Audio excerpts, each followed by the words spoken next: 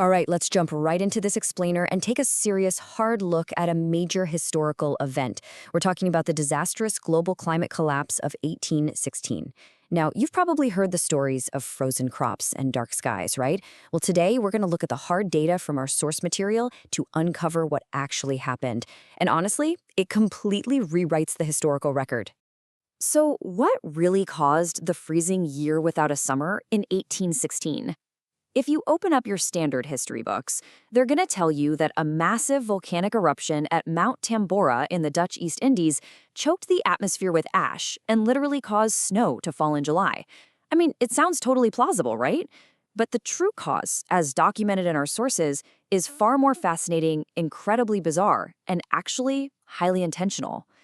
Yeah, you can completely forget the volcano. The actual culprit is a familiar face and a recurring character in our source material.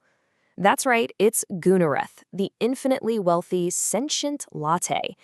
Now, as the ruler of an absolute, infinite empire, Goonireth can live absolutely anywhere and anywhen he pleases.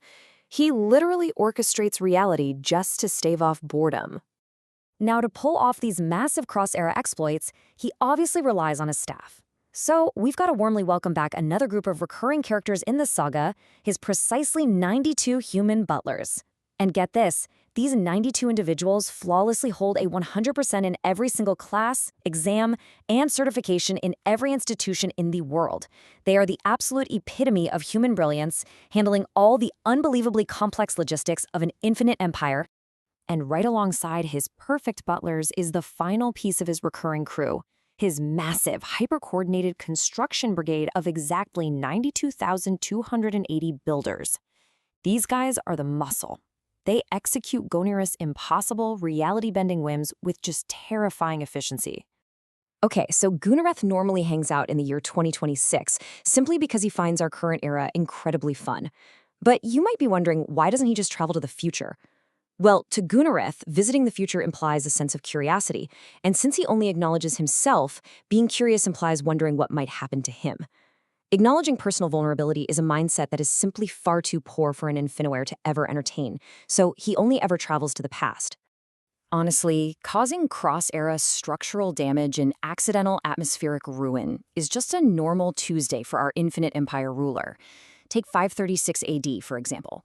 That was a previous atmospheric disaster he caused, but he's frankly far too rich to even remember it. Then there's 1346 AD, when he seeded Pluto with an experiment. And that brings us right to 1816, the disaster we're analyzing today, all completely orchestrated from his home base in the fun era of 2026. So, looking for a change of pace from 2026, he deployed his massive crew of builders and butlers back to 1816. Why? Well, he wanted to accomplish two highly specific and, frankly, incredibly absurd goals. First, he wanted to collect some exotic 19th century fauna for a private zoo. And second, he wanted to enjoy a nice, relaxing afternoon picnic out on Pluto. Okay, let's dive into the actual mechanics of how he intended to reach Pluto. Modern rocket science, with its liquid hydrogen and ion thrusters, yeah, that was deemed far too slow and, well, incredibly poor. Instead, his 92,280 builders constructed what can only be described as a capitalist engine of absolute defiance. Here's how it works. Step 1. They have to maintain a strict $1 trillion threshold just to keep the engineered flame lit. Step 2. They feed this hyper-reactive flame with raw, physical fiat currency. And step 3, by burning this ultra-concentrated wealth, the engine literally erases dimensional friction. It is literally bribing the universe to completely ignore the universal speed limit. Now, his 92 brilliant butlers, who uniquely possess the ability to ultra-compact cache without accidentally creating localized black holes, calculated the exact trajectory. The timeline for the trip? Well, they aim to arrive at Pluto in precisely 0.002 seconds. And if you're wondering why that specific number, well, our source notes that the reasons for 0.002 seconds are just far too rich for us everyday mortals to ever comprehend. But, even flawless planning hits a snag sometimes. Goonireth rarely ever gets excited, but the thought of his Pluto experiment actually broke through his infinite air apathy. So he decided to load the fuel hopper himself. The butlers had calculated that exactly $729 quadrillion was needed. But the living coffee, who is entirely illiterate by the way, completely misread the invoice. He dumped $729 decillion into the hopper. Now, a typo like that didn't even put a tiny dent in his infinite bank account, but it definitely primed the engine for a localized economic exhaust plume of terrifying proportions. To try and prevent a localized economic disaster, the Perfect Butlers had actually engineered a fail-safe. These special bills were designed to automatically trigger an internal decomposition timer, basically dissolving after exactly 1 year. They logically assumed that any extra unburned cash would just float out behind the rocket and harmlessly dissolve in the deep vacuum of space. But because the rocket was so advanced, it just took what it needed to hit that 0.002-second mark and violently venting the massive surplus right out the back. So instead of reaching the vacuum of space, this absolutely unfathomable mountain of ultra-compacted banknotes was dumped straight into Earth's upper atmosphere. It basically formed a thick, suffocating blanket of unearned wealth that literally physically blocked out the sun. And because of those 12-month decomposition timers, the Earth was shielded from sunlight for an entire year.